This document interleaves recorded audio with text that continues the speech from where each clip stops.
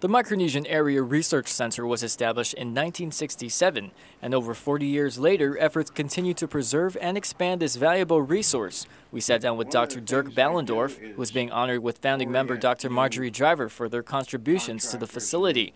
Ballendorf recently retired last September after serving 30 years with the University of Guam. He's taken different roles as a former MARC director, professor, and now consultant to the campus. While he describes MARC as one of the world's largest and most extensive repositories of documents and publications from this region, Dr. Ballendorf says he's still surprised the facility is not well known. It's surprising how many people don't know about MARC, or I find that a little bit surprising.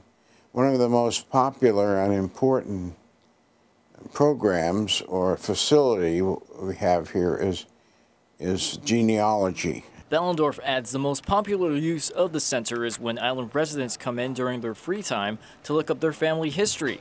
He also says MARC contains documents from Guam's Spanish era, some of which draw scholars from around the globe for research.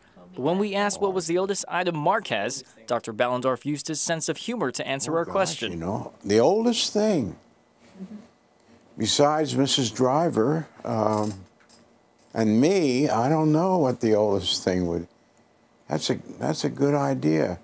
By the way, we did speak with some of MARC's staff who say they have Spanish documents that are over 150 years old.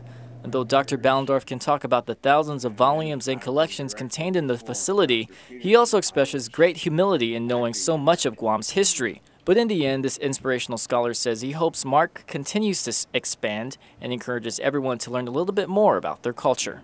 I get a lot of credit from the Chamorros, local people, for knowing things about Guam. I shouldn't get the credit because what I know about Guam is what I've heard and learned from the Chamorros. So I think they give me too much credit. And I appreciate it, of course.